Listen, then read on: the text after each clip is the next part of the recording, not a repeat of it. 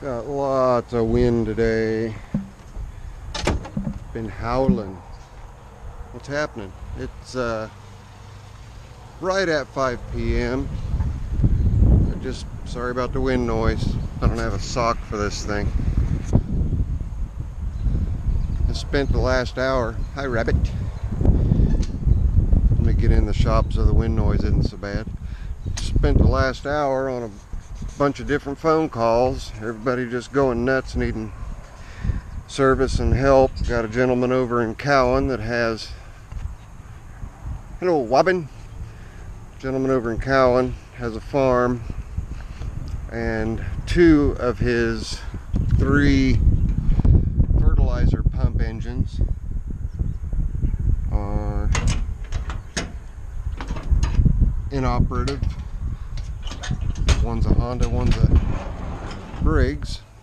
So he said he's going to pull the pumps, bring those over to me tomorrow. Oh, and then I got a phone call right after that from Will. He's the gentleman that I got the Craftsman GT5000 off of. And his brother-in-law took his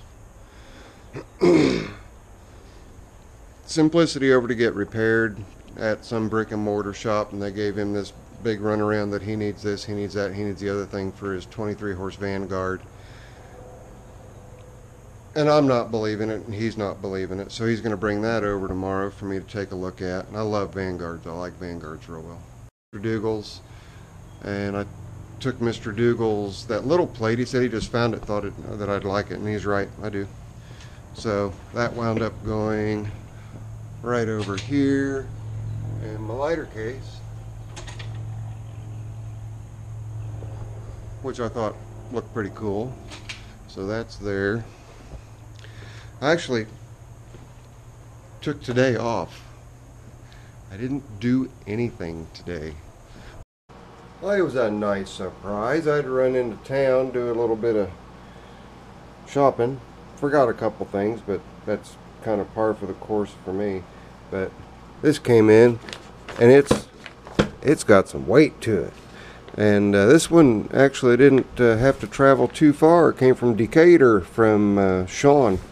So Shawn, first off, thank you. I can just tell by the weight that it's going to be a big thank you. Alright, let's see what we got in here.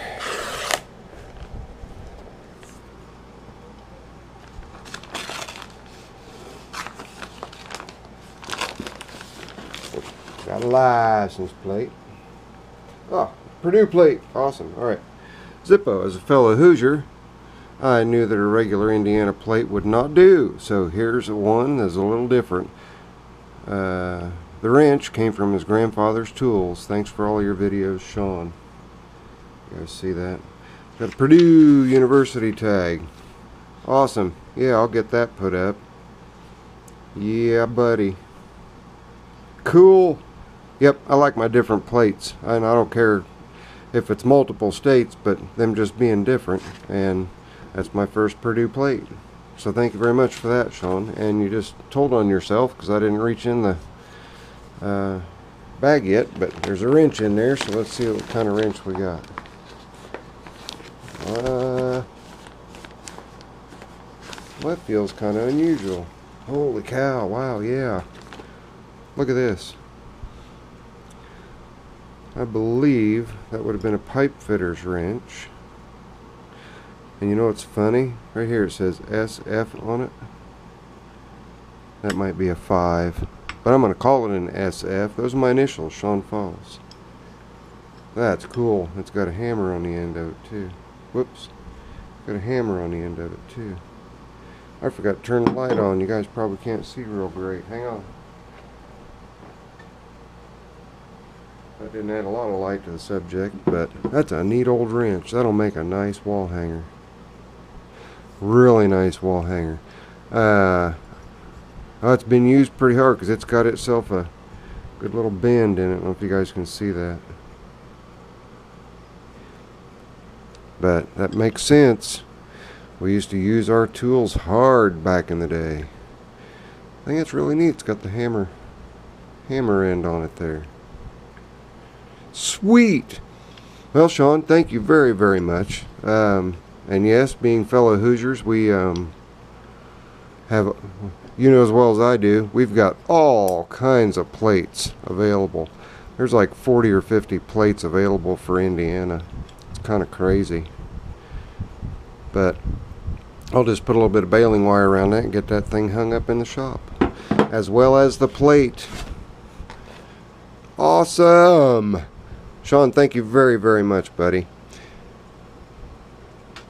And I certainly do appreciate your appreciation of my videos. And wonderful penmanship, too. Wish I could print that nice. Being left-handed, we're inherently scribble doctors. Alright, that's it. I'll see you guys outside. It's Zippo later. I'm out of here. That'll work. You guys can watch me put the next plate up. And most generally, this is what I do as soon as I get a plate. And I still can't believe that I burned up Mr. Dougal's plate. Whoa! Careful. But he was so kind and generous, and even sent me another plate. I'm going to have to find another place for that. There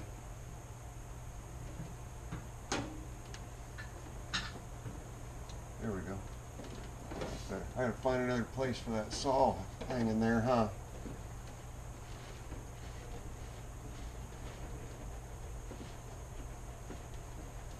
I'm just using shingle nails, but I'm screwing the kind of drilling a hole into this insulation so that, because if I push too hard on it, it just collapses in on itself because there's nothing backing it. Back behind it, there's nothing back there. Okay. I would put it over with all the other Indiana plates, but I can't. Tain't no room. But Shawn, thank you very, very much. Very much. Oh, yeah. Grumpy Briggs. Grumpy Briggs will be coming up soon. We've got some rainy days coming. When the rainy days hit, I know that I won't be busy, but there's the Grumpy Briggs. And one thing that I was concerned about was the fact that I had no oil seal on the crankshaft, but there it is. I did order it and I got it in, and so that I would know where it was, I just stuck it on the crankshaft. But I have to do some other things to the engine, so the Grumpy Briggs will be going back up on the workbench, and we'll be taking a closer look at it. If you guys remember, this one has the Nova 2 ignition on it. I think that Nova 2 is short firing and not firing at low RPMs, and that's why I had to hold the RPM so high on it. Otherwise, I mean, it's got good compression, and it's appears to be a well-sealed engine. So we'll pop it off, check, see if we've got any problems, you know, oil loss or anything like that. But I call it the Grumpy Briggs just because whoever owned it was grumpy. Yeah, that thing's tore up. Alright, that's enough. I've yammered. I'm done yammering. Just a general babble Zippo video. You guys are probably getting really used to those, aren't you? Huh. And stay put. You guys got something on your cheek. I got to get it off. Stay put. I'll be right back. Hang on.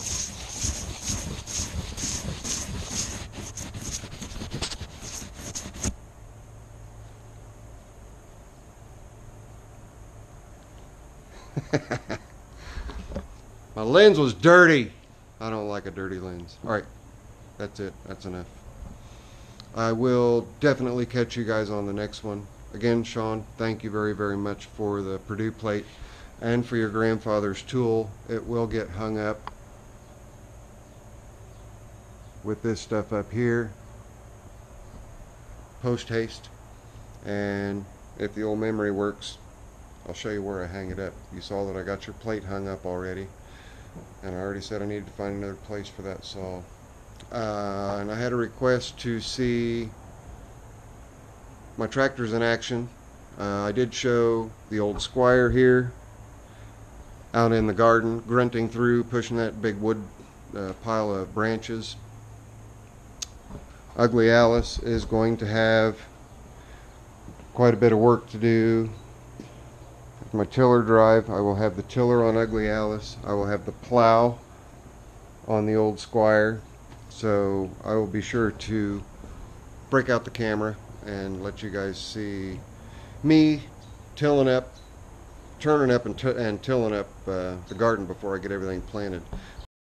Just one more thing. Thank you. From the bottom of my heart, thank you very, very much. I went on to my videos page, and ever since I started asking you guys to smash that like button for me, I've consistently been over 100. All it took was just that real quick asking, and thank you guys. You have no idea.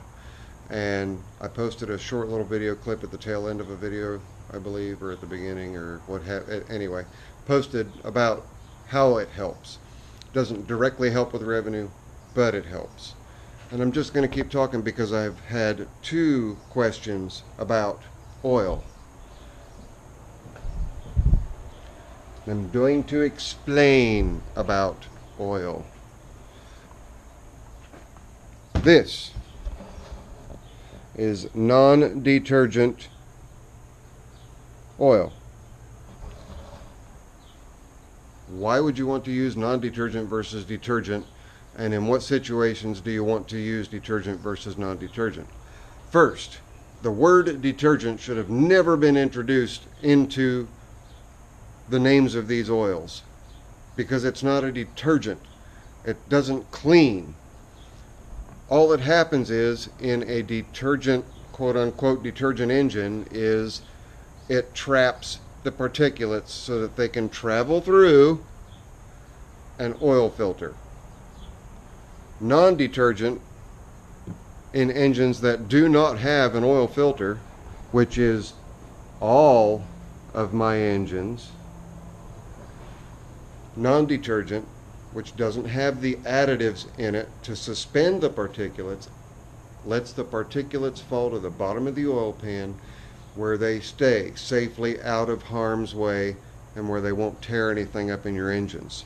So in the long run, you got to realize I'm dealing with engines here that are 40, 50, 60, 70, 80 years old.